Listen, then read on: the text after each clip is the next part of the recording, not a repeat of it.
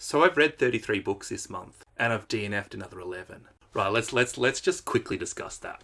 First of all, I do read a lot of books in a normal month. Second of all, it's the 4th of June.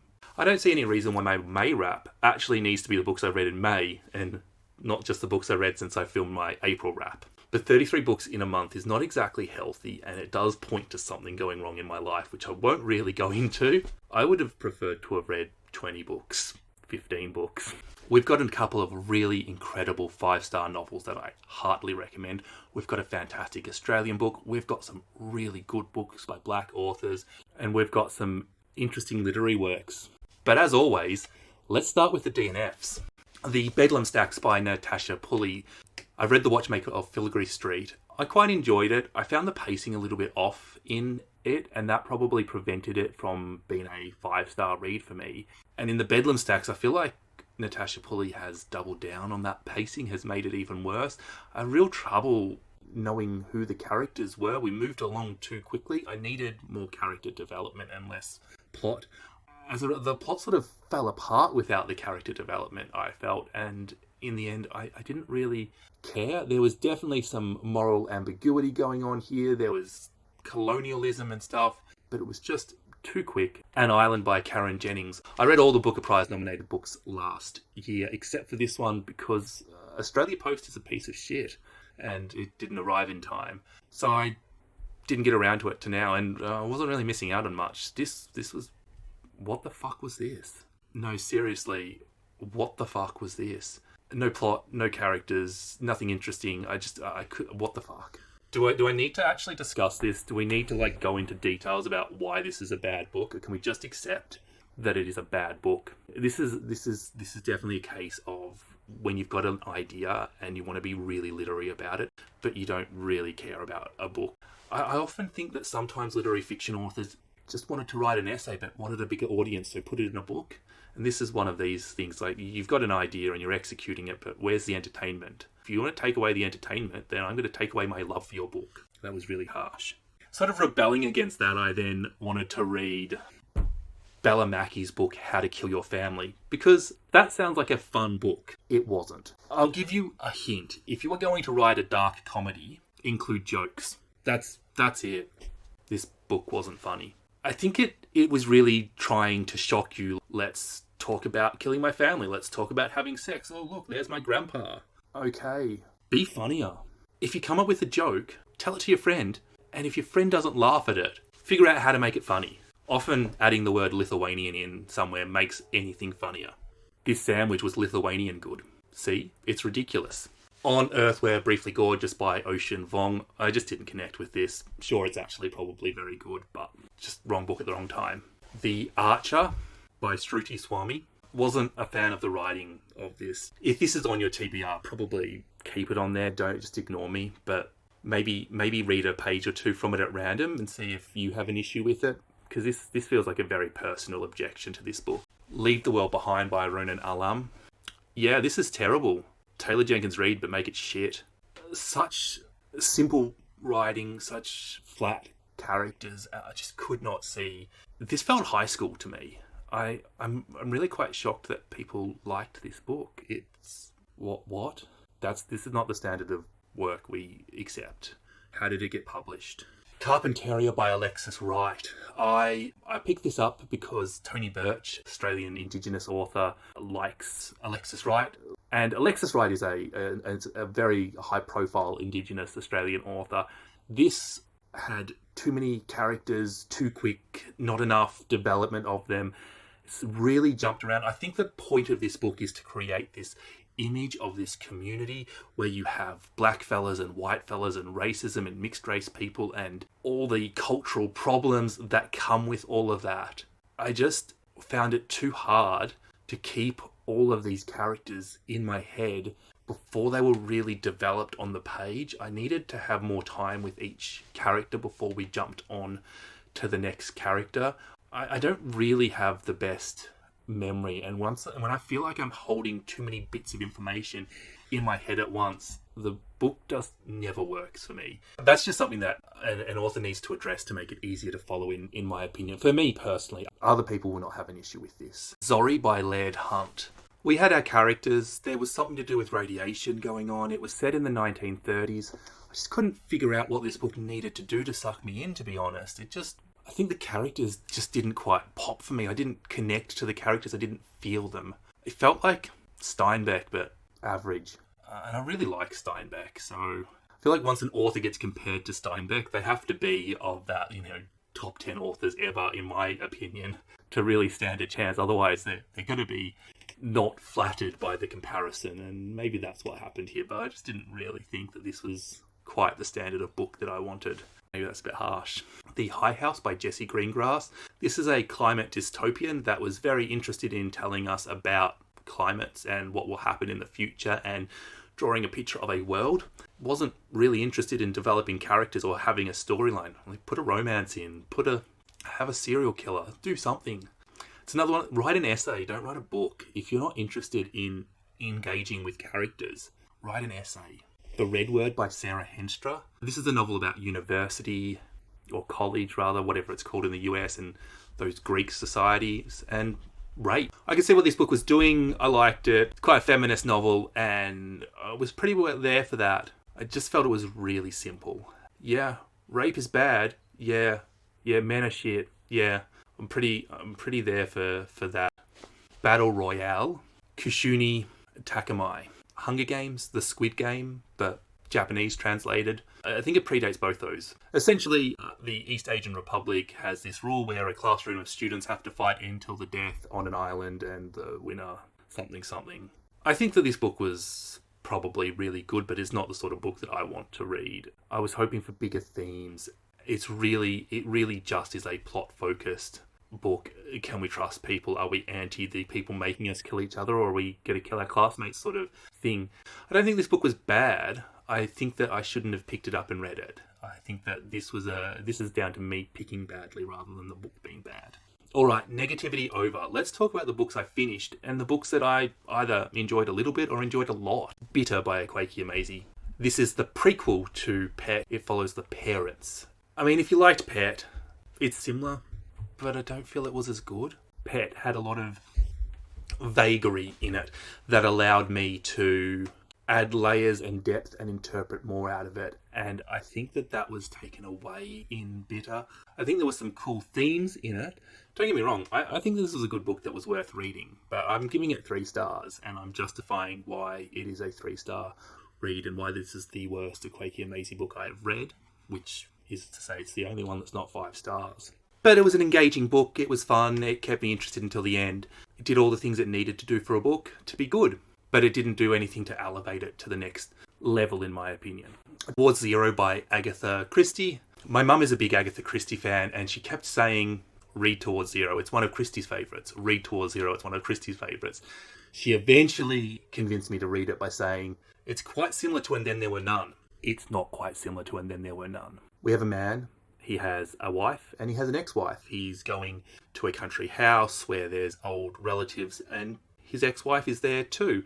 It's a little bit messy and we get to see what Christie thinks of divorce. I felt like it was actually like almost refreshingly feminist, considering, Agatha Christie's a bit of a curmudgeonly conservative when it comes to these sort of things.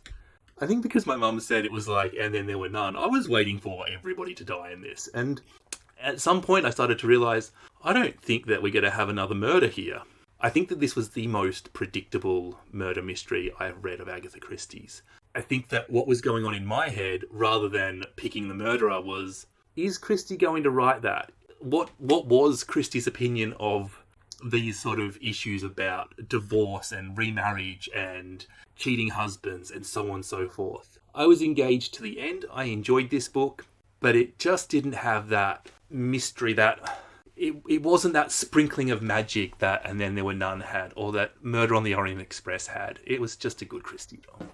3 stars. Native Son by Richard Wright. This is a black classic. Richard Wright, he's talked about a black man being accused of a crime and how he responds to it. The thing that is weird about this book is that the black man did actually commit the crime. We're really forced to empathise with this. I'm really not sure how I felt about this book in the end, because it's quite problematic, really. This is not a book that a black woman would have written.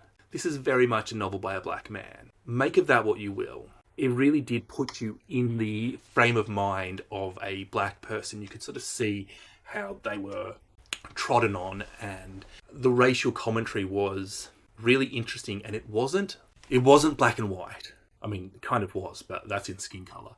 It definitely covered shades of grey, and it had intersections with socialism. There was quite a lot about socialism in here. I definitely think that this is a novel of its time politically, being written sort of after the Rosenbergs were executed in that sort of really scary to be a lefty America. Yeah, America's a bit fucked up when it comes to communism, isn't it? I can see why this book is a classic. It has enough in it to make it a really interesting piece of work to study. There is obviously this huge discussion around race. There's this huge discussion about society and what it means to be these different races. There is this, I think the intersection between socioeconomic level and colour of skin is so important and often neglected. Social class and race. A black person is the victim of racism for not having money as well as for having black skin. I think that that's a really interesting conversation and really worthwhile analysing and discussing. I think that it really bombs out on the way it treats women. But I think that in itself is really interesting and it says something. I would have liked to have seen the women more central to the plot than they were, and they were pretty central to the plot. It's also got quite a good storyline. It's quite engrossing. You care about the characters. You want to know how it ends. And you sort of know how it's going to end. You know, and this is the thing, you know before it happens how it's going to end. You know it must end like that. Not because the story sets it up. Not because of anything like that, but because of where we are. The ending, how predetermined the ending is, adds so much to the analysis of this book. I was really surprised to see that so few of my Goodreads friends have read this classic work. I felt like it was a bit of a hole in my reading when I got to it, so I was a bit surprised to see that nobody had got to it before. I think that this is definitely a book that needs more discussion about it. It's one of these books, I want to say like Jane Eyre or Wuthering Heights.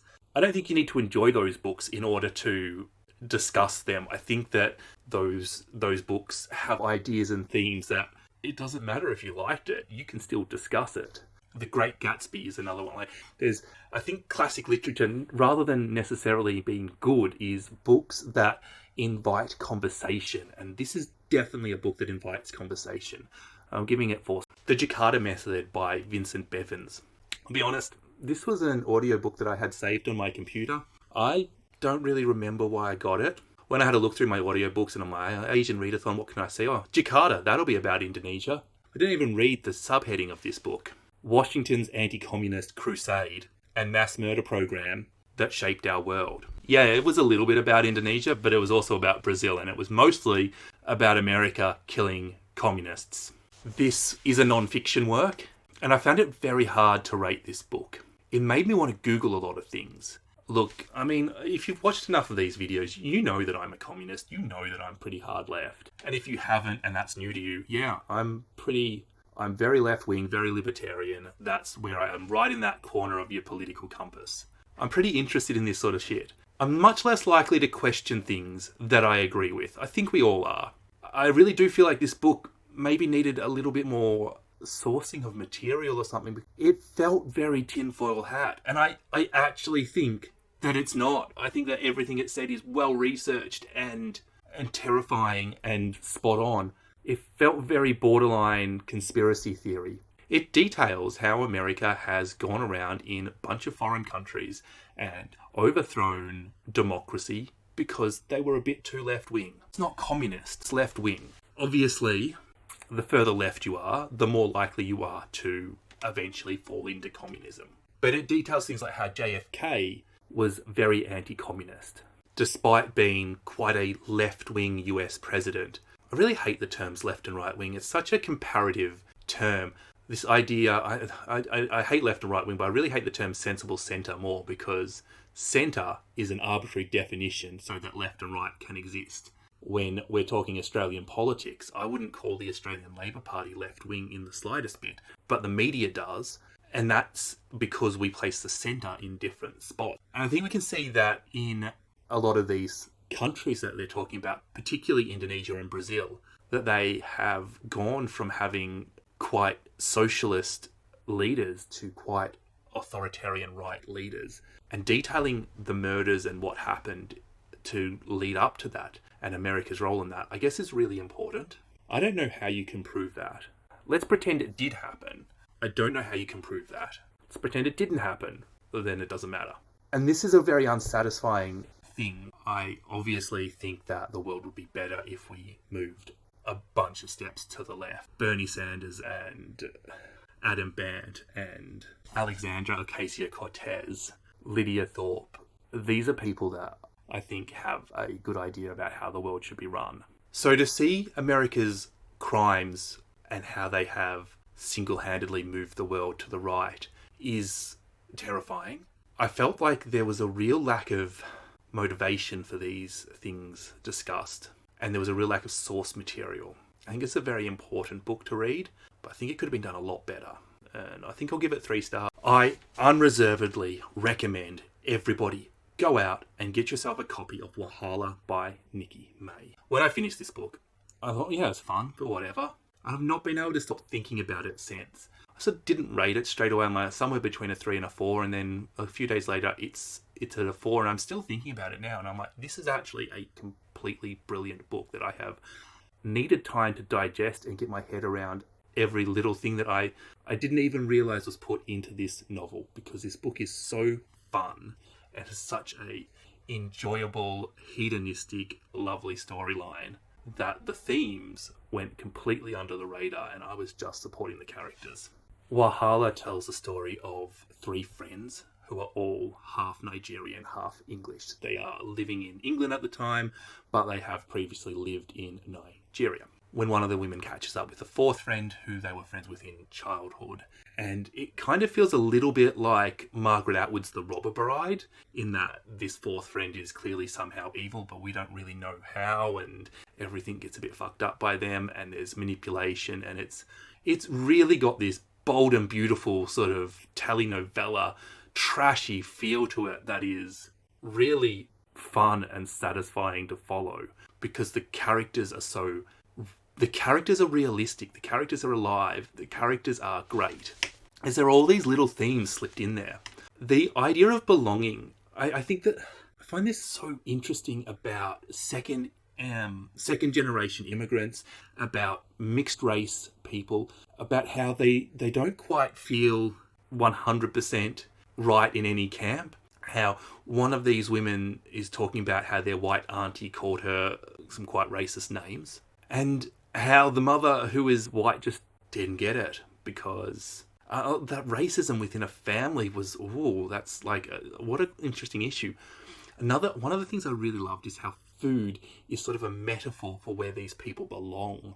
Mixing of Yorkshire puddings with jollof rice, and then randomly throwing in a Lebanese takeaway, really does point out the multicultural nature of London today. Not just London, but I think Western society has become this wonderfully glorious melting pot of cultures. And I love it when cultures add to other cultures. Why shouldn't Yorkshire puddings and jollof rice belong next to each other? I mean, that's awesome. There is one thing with this book that will upset readers. It is very coincidental. It is intentionally coincidental. It's one of the things that I think elevates this book to being an excellent book. But if you hate coincidences, this is maybe one to avoid. But other than that, this is just one of those great books that is very enjoyable to read, and also gets you thinking about issues that you didn't even realise it got you thinking about. So I'm going to up my 4-star rating that I gave it initially and give it 5 stars. I think this is a wonderful book, and I really recommend it. Life Ceremonies by Sayaka Murata. I'm not going to talk about this too much because I have a full review out on it. This is a collection of short stories by the author of Earthlings. It's weird.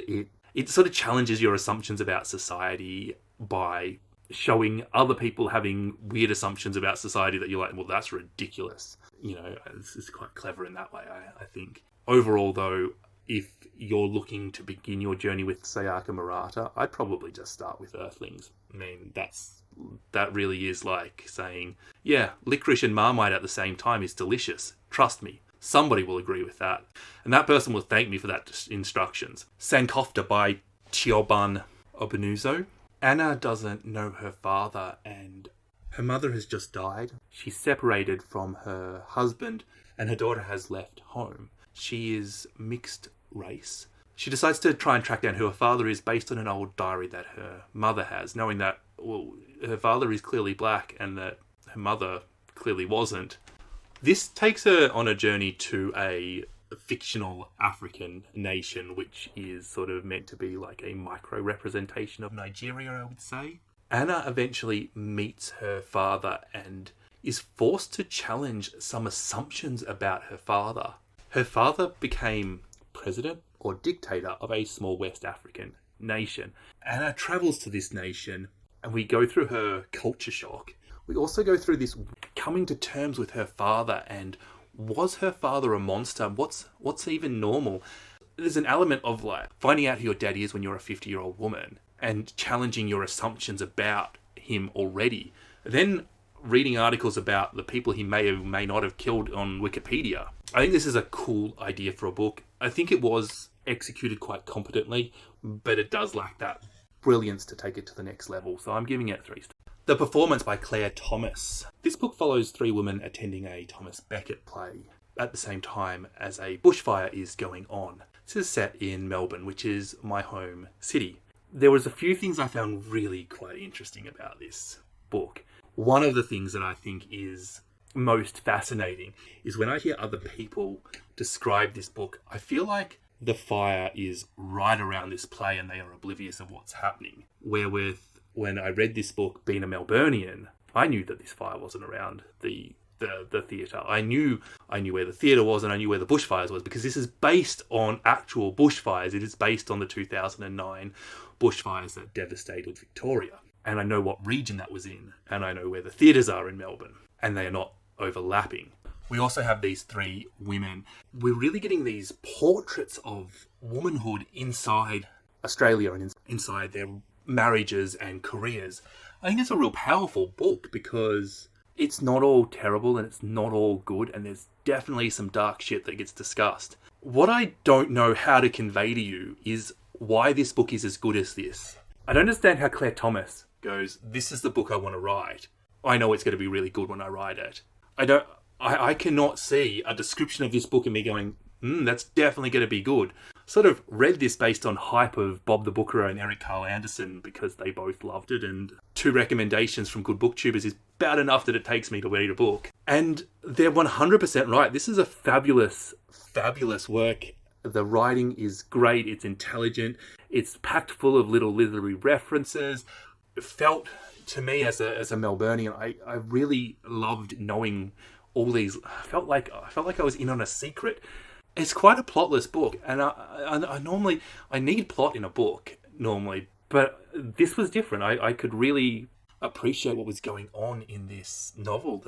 The character building was really strong, and it created. I think plotlessness really struggles to create that tension, and I think that this was one of the things that was done really, really well to create tension in a plotless novel is quite brilliant. The novel only goes for the Becket play. The news of a bushfire doesn't change particularly dramatically over the course of a 90-minute play. The uncertainty that these characters have in their lives is delicious. I think this is a very, very competent work. This is an author that has visions that I cannot follow, and that's really exciting to read because you don't know where the book will go, and that's incredible. A Time Outside This Time by Akuma. I'm really sorry if I butchered that first name. I've just made it up, so feel free to abuse me by telling me how many syllables I got wrong, even if I got the correct number of syllables. I don't know if this book is fiction or non-fiction, but I do know it's good. It's the story of this author writing the book itself and the world around him at the same time. I know this is generally seen as a negative thing because I don't think anybody has really done it, but it talks about things like, it talks about topical issues like COVID-19. This was well done. I want to compare this to The Sentence by Louise Erdrich, which was so meh. And this is, if you liked that book because of the topical nature of it, then you'll love A Time Outside This Time. It is an Indian book, so it very much talks about Modi and it talks about Trump, and it compares these two, we won't say dictators because that's not technically correct, not dictators, far-right weirdos. And the way that they lie and spread misinformation, the lack of trust in the media, the poor journalistic nature of the world, but it is done in this weird blending of fiction and non-fiction to create something, I don't know what this is, but it's good. At the same time, our character is reading 1984, which again sounds like a real trite cliche. We're going to compare the current world to 1984. Yeah, sure you are. You and everybody else. Why don't you compare it to The Handmaid's Tale while you're at it? That'll, not be a cliche either. It doesn't feel like a cliche. It feels fresh and interesting. It's sometimes an idea needs a fresh perspective. Sometimes you need to look at different things in a book, and I feel like this has been done really well.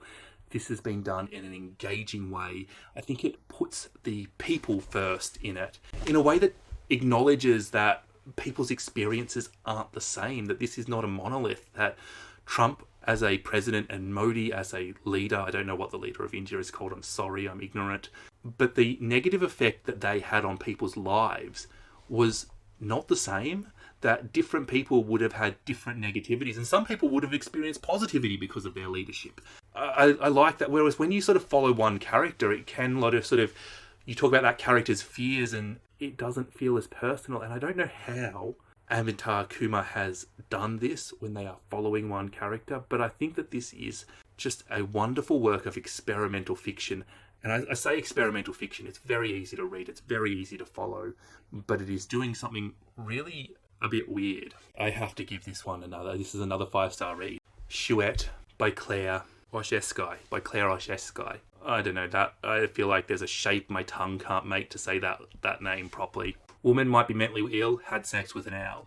This is a weird theme. I think we've seen it with Night Bitch, we've seen it with Bear, we've seen it with the Pisces. This woman having sex with animal work is definitely feminist. This lack of satisfaction with societal roles that they're expected to play. This definitely does feel like it's been done before. And I find this a real interesting set of novels, but I am lacking that novel to make me go, oh, this is what it's like, this is why these novels are being written. I understand why these novels are being written. There is definitely a, what the fuck is going on? Am I meant to be happy with motherhood sort of thing going on? Is this all that we asked for? Why am I the mother of a man baby as well as a baby or an owl baby or a whatever baby? It's quite metaphorical, and there's a lot of these books out there. Not one of these books has really put it together, and Chouette is no exception to this. It is not the book to stand out from the crowd of these weird animal sex books. And that's because I haven't read Bear yet, and maybe that is the book I should read. I'm not sure that those sort of tactics in a novel are things that I generally enjoy. It feels very close to these sort of Sally Rooney sort of type books that I eat up and enjoy, and I'm just waiting for one to really suck me in. This wasn't a complete waste of time. I did enjoy reading this. I want one to blow my mind. This was just a 3-star fun read, and I guess if you've read Night Bitch and you enjoyed it, then this one's for you. Layla by Pragan Akkad. It's a dystopian novel. A woman has lost her daughter 16 years ago and is in search for her. Yeah, okay, this one was a bit bad, I'm sorry. It did hook me in enough for me to finish this, but I'm only giving it 2 stars. Dystopian novels are often very obsessed with creating this weird world and having what it reflects in the current world be to the fore. So when we talk about differences of class and differences of region and the commercialization of water and children going missing, you can see what this author is doing. You can see how we're talking about racism, and we're talking about city life versus country life. We're talking about rotten capitalism and cronyism. We're talking about gender inequality and all of these issues. But what a lot of dystopians struggle with is characters and storyline. I think that your world needs to be built by interacting with characters, and that those characters need to be much more central to the storyline. And this is a problem that I come up with again and again and again in dystopian novels, that the world is more present than the characters. And this is no different. This is exactly what has happened in this book. It feels like The Handmaid's Tale in India with a few twists.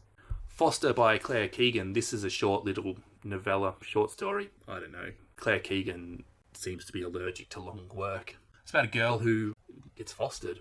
It's cool, but it's a little bit forgettable. It doesn't, for me, compare to the punch that was Small Things Like These, which I think had a very powerful punch, sort of waiting for this to do the same, and it was more of a slow reveal. I think it was a good read. I like how Claire Keegan constructs a sentence. I think she would write some very nice poetry if she ever did that.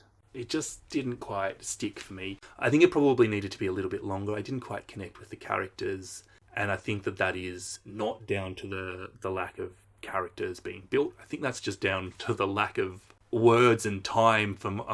Maybe I should have broken this up into little parts and not read it in one go, because maybe the characters could have built overnight while I slept and they just didn't come together for me. So I read it too quickly. It just needed a little bit more hand-holding than I got. I'm going to skip the next book I read because I think that's my favourite book for the month, so I want to save that to very last to reward whoever is watching this whole ridiculously long rap.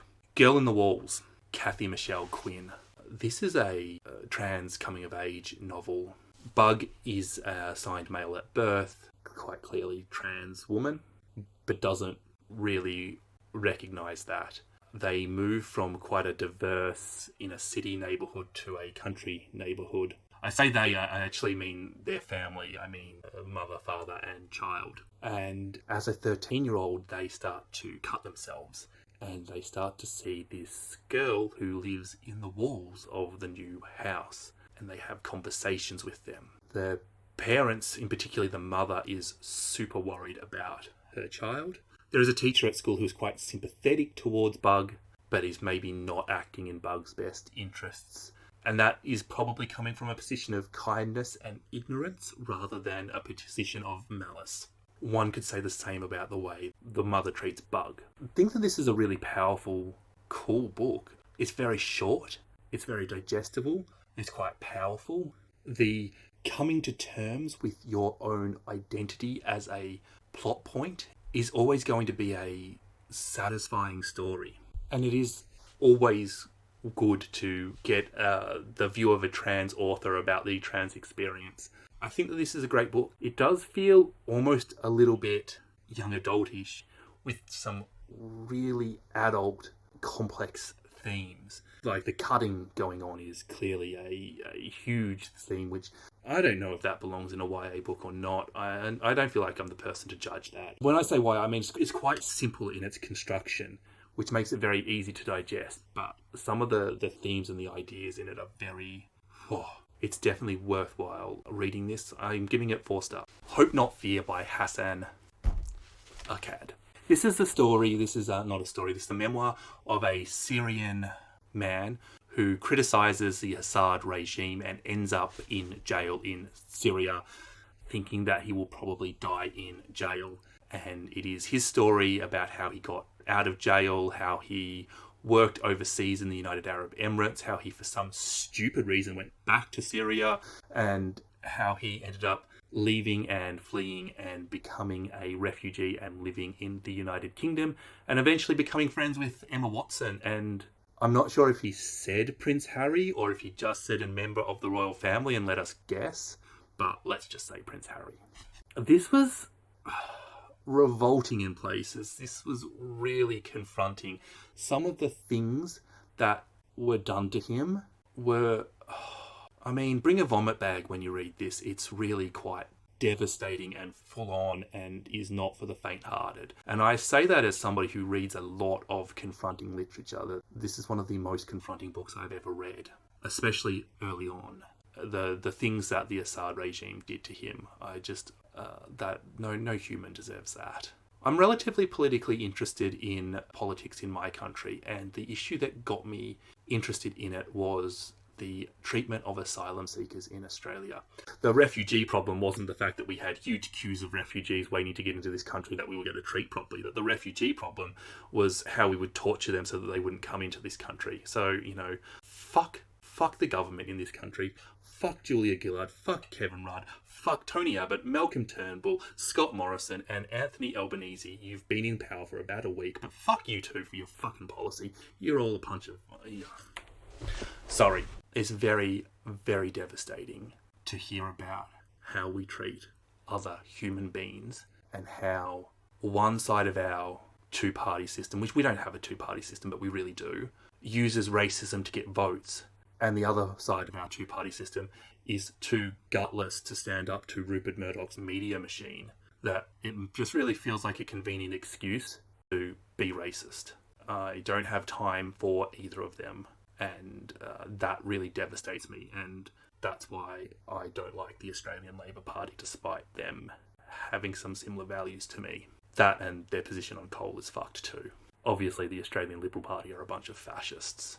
I really sort of thought that the story of a Syrian refugee going to the UK would mirror that of a Syrian refugee going to Australia. And, there's people smugglers, there's taking advantage of him, there's all of these problems. But at some point, I just could not understand the motives of this man. If you travel from Syria to Australia, it's quite a long journey. There's misinformation, there is governments that will send you back to Syria, there is people taking advantage of you, there is third world countries that are horrible to live in, and I certainly don't have a problem with refugees coming to Australia, even if that's not the first safe country they get to. If you travel from Syria to the UK, you have to go through France, Germany, Austria, or a bunch of other countries, and I cannot, for the life of me, reconcile the motives of a man trying and risking their life, grabbing on to the underside of a truck to get into the UK, when they're in France, when they could settle in France, when they have friends in Germany, when they meet up with friends in Germany along the way. I cannot reconcile that. I'm sorry, but that's just stupid. And this book did not take me there. It did not explain the motivations to my liking, and it makes me wonder if I would agree with those motivations ever. Now, don't get me wrong, I think there's something really wrong with a system where a German person could just emigrate to the UK because they have enough money and prioritising rich migrants over refugees. And I think that everybody should kind of be able to migrate everywhere. But for me, there's a huge difference between fleeing torture from a horrible regime to go somewhere where you'll be protected in a life that will be quite good, to picking the life. Hassan was an English speaker, and I could definitely see that as an argument for, of course, I would prefer to migrate and live in the UK rather than in Germany because I can speak English and I can't speak German. But if I could speak German, the difference between these countries becomes quite minimal, and I don't understand why you would do that. This is quite a powerful book, but it does fall down on this account for me, and I don't really know how to rate it. I definitely would recommend reading it. I definitely think that it will explain a bit about the refugee experience to people, and it will definitely soften stances towards refugee hate. Weather by Jenny Olive. This is a book that often gets compared to No One Is Talking About This by Patricia Lockwood, and that was kind of why I picked it up. But it wasn't No One Is Talking About This. It wasn't quite as funny. It wasn't quite as anything. It was like a B-grade Patricia Lockwood, and 3 stars. The Sense of an Ending by Julian Barnes. And I mean, with a title like that, you expect a good ending, and I think Barnes delivers on that. It reminds me a little bit of Iris Murdoch's The Sea, in that our protagonist is infinitely unlikable and very problematic. That they don't really get it, they don't understand what's going on around them, and it's really hard for you to get a picture of what's actually happened and what's actually going on because our protagonist is so... As a young man, Tony has a relationship with Veronica, and it is unsuccessful in the end. Then his friend has a relationship with her, and we're dealing with this many, many years later. They're now 60 and they're in communications with each other, and we're trying to track down what actually happened. And there's a few quite tragic things that occurred, and it doesn't make any sense. This book doesn't make any sense until it all sort of comes together at the end. And actually, it's kind of brilliant. It's actually a really incredible work. It really caught me completely unaware, and I kind of don't want to talk too much about the synopsis and the plot because I don't want to give anything away. I really didn't think that we were going to get an explanation. And when we did get an explanation, I was sort of like, wow. This won the Man Booker Prize, and I can actually really see why it would have won that. I don't know what other books it went up against, and if that was a fair judgment. But I think that this is a very good book, and a very solid, safe, and relatively short read. And I highly recommend it if you want a book that just makes you scratch your head and go, huh. Yeah, if you want one of those endings, if you want a bit of a twist at the end, then this is a good book for you. I'm going to give it 5 stars. A Burning by Megda Majamda. Jivan is a Muslim girl in a slum community desperate to move up in society when there is a terrorist attack, and Jivan is accused of being central to this attack, even though we know she doesn't have a clue what happens. And this takes you through the events before the attack, after the attack, and then what happens when Jivan is eventually imprisoned. And it deconstructs what a bureaucratic, corrupt, and horrible society India is. And I say India, but I don't feel like India is very different to a lot of other societies, including Australia. I definitely think that if you looked at the number of guilty verdicts from those people with money and those people without money in any justice system, you will see a huge disparity. More than social class, this book also examines women and how women are treated in India. I just think this is a powerful character portrait. It has an engaging plot. We want to know whether Jivan will get out or whether she'll be punished and guilty. We want to know what happens to her. Jivan is such a character that's so easy to empathise with and understand and barrack for. This book had a set of goals, and I think it has achieved them. I think this is a fantastic book. Oh, look. Here it is. I didn't notice. I really appreciate the character of Lovely in this. Lovely is a Hydra. If you don't know what a Hydra is, it's sort of like an ancient... They call them the third gender in India, and it's somebody assigned male at birth that has a operation to remove their testicles and penis. They generally spend a lot of time in sex work. I think I definitely like seeing Hydras in books. They're something that obviously is a very Indian thing that we don't... I mean, I'm sure we do, but I don't know of them living in the West. And it's something it's a sort of an element of Indian society and another gender that I really would like to learn more about. I definitely like to learn about people who aren't me. So I loved Lovely's character in this, and the relationship between Lovely and Jivan and how that changes is very powerful. I think this is an excellent book. Lean, Fall, Stand, John McGregor. This book is broken up into 3 parts called Lean, Fall, and Stand. It follows Antarctic researcher Robert Doc Wright. He is the victim of a stroke while he is out in Antarctica, and he then is hospitalised and taken back ultimately to the UK for his recovery. It details, first of all, his time in Antarctica and the stroke. Then that is Lean. Fall is his wife coming to meet him in Chile, and then they go back to England. They sort of try and live a normal life. And then Stand, where he sort of gets a little bit better. I found elements of this book really hard. It has a chunk of this book that is written in stream of consciousness of Doc as he is going through a stroke. It's really powerful for demonstrating the broken language centers of his brain and how he struggles to communicate, because I did not have a damn clue what was going on. I knew the intention of this. We're sort of not even sure if he's dead, and we don't know. At the time he was sort of driving a vehicle, we don't know what happened, the communication is terrible, and then he wakes up and his memory is screwed. That's really hard to read, just not from it's big content, but from how do I understand that point of view? But it was worthwhile, because I think that this was a really good book. I really like the character of the wife. You know, this is a woman that has made her peace with a man spending most of his time in Antarctica while she stays in the UK, and they have very separate lives, and suddenly she is foisted into this position of caring for her husband. And I felt so sorry for her, and we can see how terrible her life becomes, and the time off she's taken for work, and I felt very compassionate for her as a carer, and how I suspect that carers are not chosen. You don't choose to be a carer, you're just unlucky. Unlucky is such a terrible word for it, but it just happens.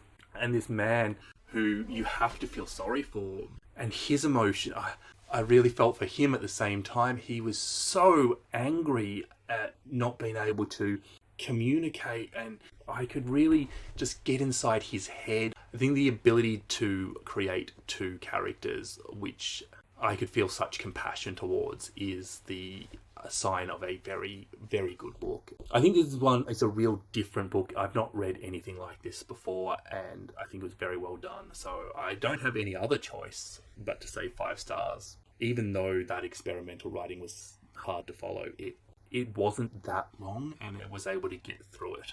And it added understanding to later on in the novel. Pizza Girl by Jean Couillon Fraser. This novel is a bit trashy, and I really enjoyed it. Pizza Girl is 18. She's pregnant, and she delivers pizzas for a living. Her partner is sticking around and trying to have a relationship with her. And then one day she gets a call from a mother who asks for a pepperoni pizza with pickles. So she puts pickles on the pepperoni pizza and delivers it. This is the start of a very weird and obsessive friendship. We get to see this detachment with life. Pizza Girl's father is dead. He was an alcoholic. She still lives with her mum and her partner, and she's desperately depressed. And this woman is so with it and together, and sees her as a human being and gives her some attention that she's craving. But Pizza Girl becomes quite obsessed with her and neglects the rest of her life for her. And the friendship she is developing may not be quite as mutual as she thinks it is. I think it's a wonderful depiction of depression. It shows how depressed people do really, really dumb shit. And it shows how they mistreat people that they're in a relationship with. At the same time, I quite enjoyed the story of this. It doesn't feel like a world-changing piece of literature. It feels quite trashy, to be honest. But I was so engaged, and I so enjoyed this. And it's a force.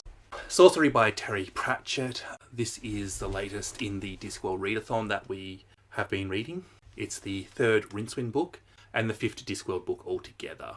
This powerful wizard sort of tricks Death and lives inside a staff, and Death is like, I will get you one day, but yeah, I can't get you at the moment, so I'll keep doing my job like an efficient Death. And meanwhile, this staff goes into the hand of this wizard's son, who is his ninth son, so a ninth son of a ninth son of a ninth son, or whatever it is, and then he's a sorcerer, which makes him ridiculously powerful. And the staff then talks to this kid and tells this kid what to do and how he will run the world. And so we sort of have this like megalomaniac 12-year-old taking over the world with his dad talking to him in a staff. And it's a sort of ridiculous Terry Pratchett novel that we all... I'm not going to talk about this book too much. I will just say I will link the live chat that Katya, Kevi and I did on Katya's channel. I think that all Terry Pratchett books are fun. I think that this one is probably one of the weaker Terry Pratchett books I've read, to be completely frank. But I don't think there's a Terry Pratchett book that I wouldn't recommend by the same token.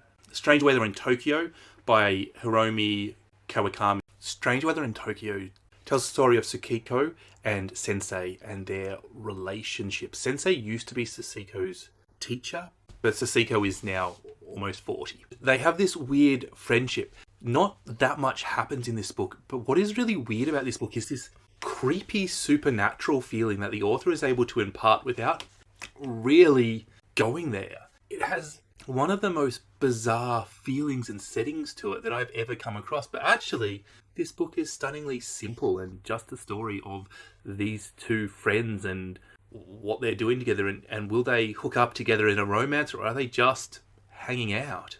And the story of what they mean to each other. This weird examination of misogyny and gender roles within Japanese society that takes place as well is kind of very subtle. I quite liked this book. I thought that it had quite a lot of hidden depth to it, but it didn't do anything to sort of make it an amazing 5-star book. So I'm giving it a good 4-star recommendation. I buddy read this with Jess from Stalking Kafka. If you have not subscribed to Jess, and she's got less than 100 subs, so it might have been a bit hard for you to find her, but go check out her channel. It's a really good channel. She is both funny and intelligent and has good reactions to novels, and reads a big broad range of books. And I just think that she's a great booktuber that is underappreciated and has not had that like breakthrough that we all need as a booktuber to get ourselves out there. So go check her out. The Reluctant Fundamentalist by Moshim Hamid. It's a weird novel about a man who goes to Pakistan and another man who tells him the story of his life in a pub or a bar or a restaurant rather.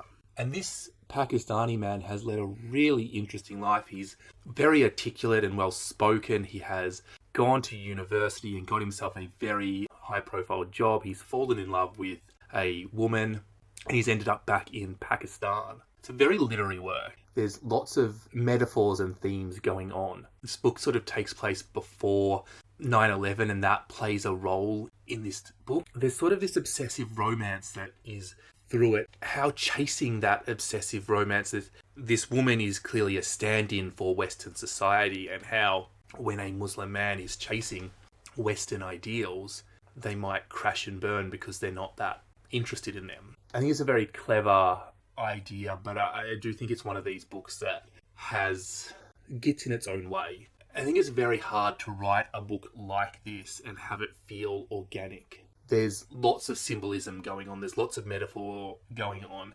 It just doesn't... It's a good, enjoyable book. Like, I'm going to give it 4 stars. It's a good book. It does get in its own way a little bit.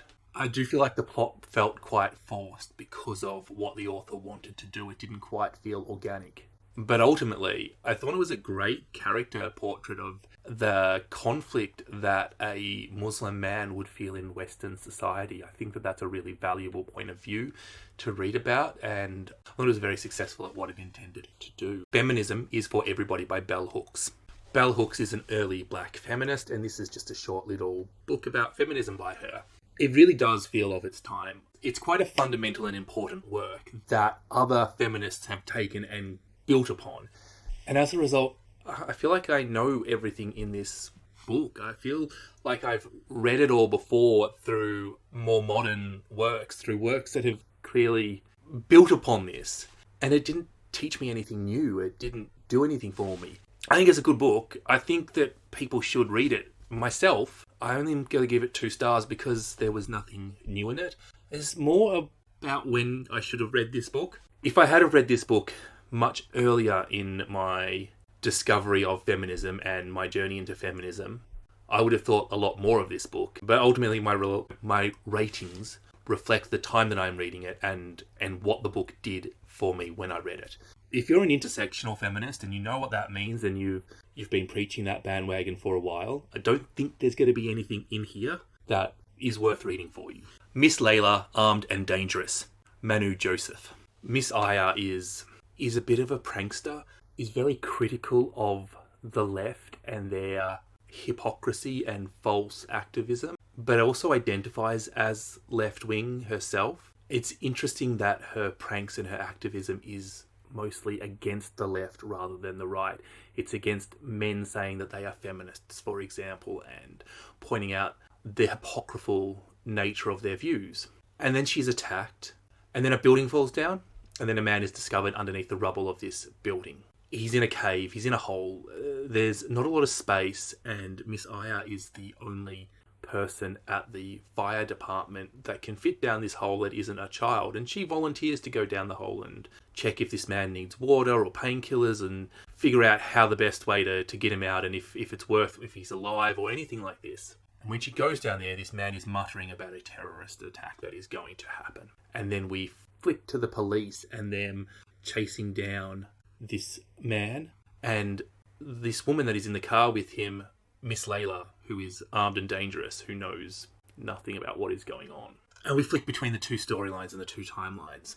This is something that a lot of Indian books are critical of. The powers, the bureaucracy, the structures, the hypocrisy, the corruption of Indian society. It must be blatant. This is definitely a book written for Indians. As a Westerner who can look at India and say X, Y, and Z about it, I can't tell you if their fire department is corrupt or not. I can't tell you the state of feminism in the country more than the news that I hear. I know that women are mistreated in India, but the difference between the different communities and the rural communities versus the city communities and all of these subtleties, I don't know. And I feel like this book is definitely written to people who know all of those things, because a lot of the critiques, I wasn't sure exactly what was being critiqued. I wasn't sure what incidents were being referred to. I felt like a lot of this went over my head. I would say that definitely colours my recommendation. Ultimately, this could actually be a really, really good book. But for me, I'm only going to give it 3 stars. Again, star ratings reflect my enjoyment and my experience. It's not necessarily a reflection on the book, and I do feel like I'm not the target audience for this book. So maybe I shouldn't have even rated this book. Maybe I should have left it unrated. This author does overly sexualize his characters.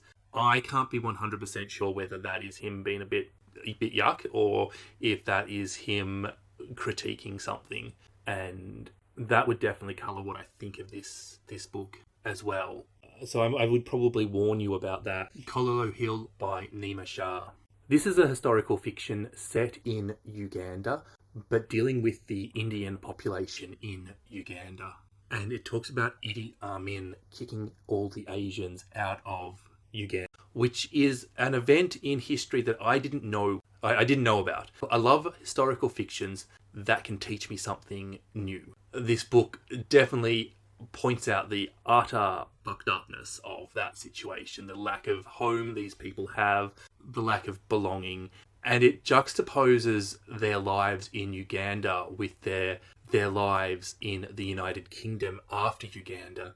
And I think that what's more cutting is the similarities and the racism that they experience both ways. The expectation of gratitude that the English characters think about towards the Ugandan Indian population.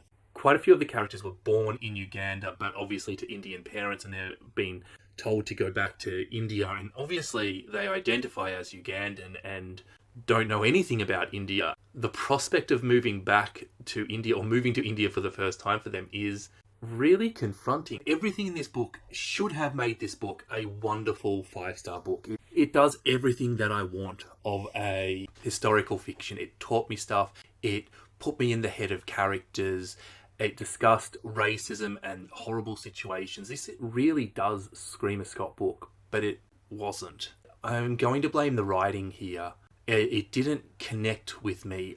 I always felt on the cusp of really getting into this novel. I found the characters a little bit indistinguishable. I just think that the difference between this book being a 3-star whatever read and this book being a 5-star amazing read is a little bit more character development. Maybe I can put that down to being quite run down when I audiobooked this. It definitely just felt like a collection of events rather than a story with a narrative. And that is solely down to these characters not standing out from one another. So it's a real frustrating experience because I saw Sean the Book Maniac give this book 5 stars, and I can totally see why you would love this book and why you would give it 5 stars. And to just miss that little key bit of information to be able to enjoy it, is really frustrating. I hope it's just down to me being a little bit run down and everybody else who reads this book loves it, because honestly, this seems like a book that should just be it's a banger by the sounds of it. I just intellectually, I know that this is a good book, but my personal experience, it's a 2-star read. Oblomov by Ivan Goncharov. It is one of the sillier Russian classics that I have read. I love this character Oblomov and his listfulness, his lack of ability to do anything. He's completely overwhelmed with the world and people take advantage of him. I think that he's such a wonderful character and so easy to mock. I really liked Oblomov's manservant Zahir. There's this section where Zahir is going, "Oh, you wouldn't believe it. If I didn't duck, he would have hit me in the chest and beaten me. I am so mistreated by this terrible, terrible, terrible master. He asked me to do so much. He wants me to clean every day, and he wouldn't even have stockings on if it wasn't me, and I'm mistreated." And then somebody will say, "It sounds like you have a terrible master." He's like, "How very dare you insult my master?" So this guy was, for me, the highlight of the book. Oblomov go, where is the letter, Zahir? "How should I know? I can't read."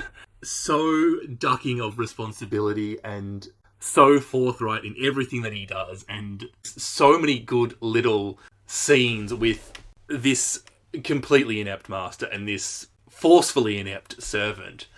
It's really quite a funny novel. It does suffer, like a lot of the Russian novels are probably a little bit too long-winded, and this is a little bit too long-winded. It does go a little bit too far in between jokes. It's just refreshingly silly, and it's talking about, you know, corruption within Russia and how people get ahead, and this idea of getting ahead by hard work. You know, there's Germans coming in and working hard and getting ahead, and that's not the Russian way, and the Russian way is clearly to exploit people and take bribes. Why is this not the Russian classic that people are talking about?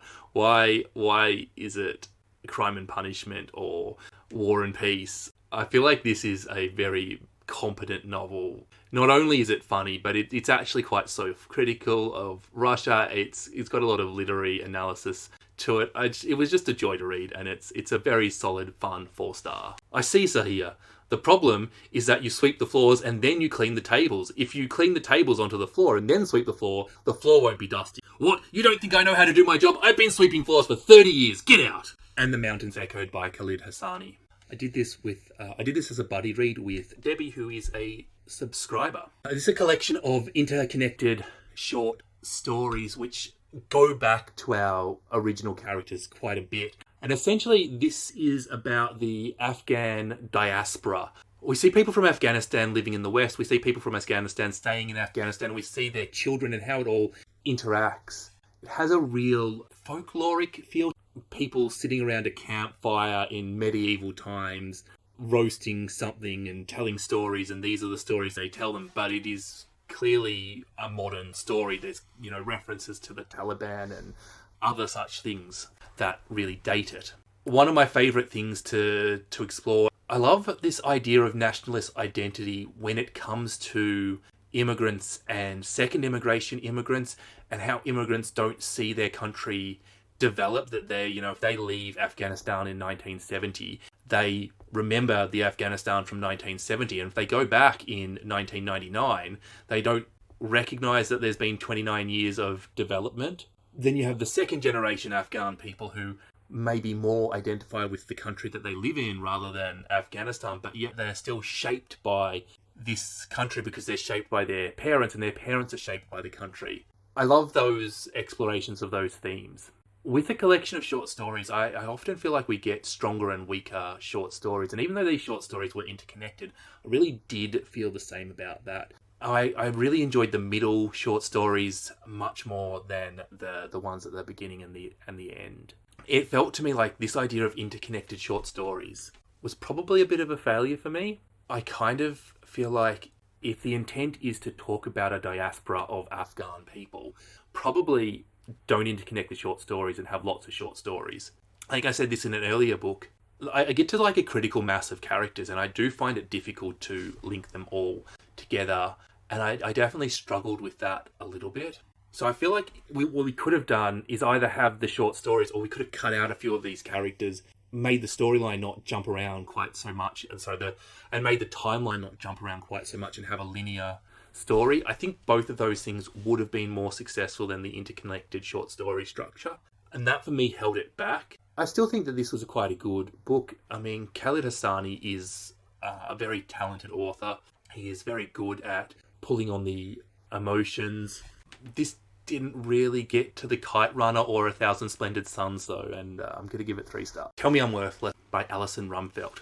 When 2 very good booktubers love this book, I definitely want to pick it up, and this comes quite highly recommended by Bob the Bookerer and Willow at Books and Bow. And that is a bit of a good combination as well. They're not booktubers that necessarily overlap all that much, which always is a good sign. Alice is a trans woman. Illa is a TERF. They used to be lovers. Then they went to a haunted house, and something happened to one of their friends, and we don't really know what, and we don't talk about it. The haunted house is called Albion, and it's a real stand-in for England. I think that that's actually a really bad move by the author, by the way, because up until that point, I was reading the house as a stand-in for society, for like internalized prejudices, and to have it as a stand-in for England was a narrowing of what I was thinking of it. So I think that that is just a small mistake. It's a very powerful book. I was very much there for it. I loved this relationship between Alice and Illa. I loved what the character of Illa was going through. I loved the rationale behind their points of view. I think that Illa was spectacularly crafted. I loved that Alice was white and Ilna was brown. We had so much talk about inequality between them. We didn't just have this gender conversation, this sexuality conversation. We also had this race element thrown in there, and that allowed this house metaphor to take on more. Once the characters are created and we know the backstories, which I think is the best part of the book, we do sort of get to the horror element of this book, because it is definitely a horror story. And we learn about this house and what makes it a haunted house, essentially. We get chapters from the point of view of the house. And I was really into this book, but the more of the house we got, the house is written in this stream of consciousness style that I just found so full on. I guess the point is that the house is spewing vile hate at everybody around them. We have this trans character in there. Of course, we're going to say some transphobic things. I'm like, this is just repeating the abuse. I get it. I get what's going on here. It's just, I have to read pages and pages of abuse in case there's something important in it, by the very nature of how stream of consciousness writing works. I feel like that could have been really toned back. And I know that runs the risk of understating the hatred, but it's really quite boring and it's hard to read, and you just sort of want to skim through it all in case something happens. And this prevents it from being a 5-star read. I'm only going to give it 4 stars. Other than that, this is such a complex, wonderful, clever novel. These 2 characters, Alex and Illa, very interesting, and I love that the author is able to let them interact with each other. I love this sort of creating the characters and then letting them go free and do what they want, and sort of once the characters are created, the author doesn't have control over what happens to them, sort of feeling that some books have, and this has really done that well. It's just this house. It's the point of view of the house. It really is not enjoyable to read. You know, trigger warning, transphobia, racism, body horror, yuck, scary, horror, torture. Did I say rape? If you are any sort of minority and you don't want to hear hatred towards that minority in a book, even though it is clearly fictionalized, but it clearly represents society too. That's something you should avoid this. I think it's so unique. It's so different. I guarantee you've not read a book like this before. That makes it worthwhile reading more than anything else. I know that I have an adverse reaction to stream of consciousness, so you might not have a problem with that. I do definitely recommend checking out the trigger warnings on Storygraph, because I am terrible at spotting all of the trigger warnings, and there's a lot. Women talking, Marion. This follows a Meta Knight community. These women are visited by some sort of spirits in the night, and they wake up with all these cuts and bruises. it comes out that they're being drugged and raped by other people in the Meta Knight community, and that the men responsible are sent off to the prison, and the community is going to bail them all out and try and live happily after the men have been drugging and raping the women. And the women have a meeting and try and decide, well, we have 3 options: do nothing, leave, fight. And they vote on it. And half of them say leave and half of them say fight. And none of them say do nothing. And all this book is the discussion between the women as to which option is better. But while this discussion is taking place, you learn more about these women. You learn they can't read and write, that the language they speak is not the language of people around them. They speak this weird ancient dialect of medieval German that doesn't exist anymore. Part of their thinking here is, well, what will happen in the rapture? Will I be going to heaven in the afterlife? And the whole time they're comparing themselves to animals and how animals are treated in their community. I think that this is such a good book. As a portrait of this society, it's powerful. This carries the sort of oomph, the sort of punch that The Handmaid's Tale carries, but it is so much more complex, so much more detailed, and it's very feminist. It's quite plotless. I loved the character of Swamy, who is just so angry and essentially just wants to kill all of the men. And then you have more pragmatic characters in there. I picked this up. Wonderful, wonderful book by Miriam Taves, who is clearly an excellent author. 5 stars. My Phantoms by Gwendolyn Riley. This is the story of a young woman in her 30s and her relationship with her mother and her father, actually, who is now dead. You sort of see how toxic and horrible her father is and how she hates her father and how their relationship is broken because he's basically a bit of a pig. There's nothing overly bad about him. He just is a piece of shit. Just generally. He doesn't rape her or beat her or anything like that. He just belittles her at every chance and doesn't care about her and is all about himself. But then we follow the relationship between mother and daughter as the mother gets older. And their relationship is equally broken. But it's not broken from a position of mutual malice and hate. There is real love between these characters, but they don't get along. I think this is a great portrait of people who shouldn't be related. The mother is constantly putting herself out there for the daughter, and the daughter is constantly putting herself out there for the mother, but yet they leave each other hanging.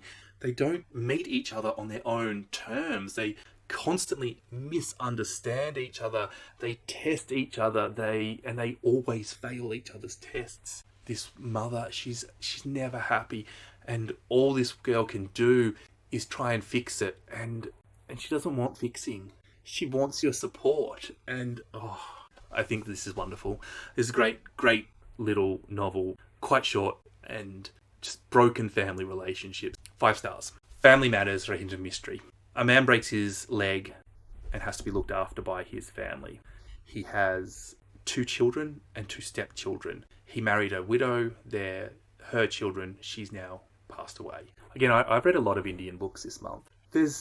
Every Indian book I'm attracted to has this theme of, we're going to talk about corruption. I loved how minor the corruption was in this book. I loved how it started at such a low level with school children. I loved that it continued into the work of tradesmen.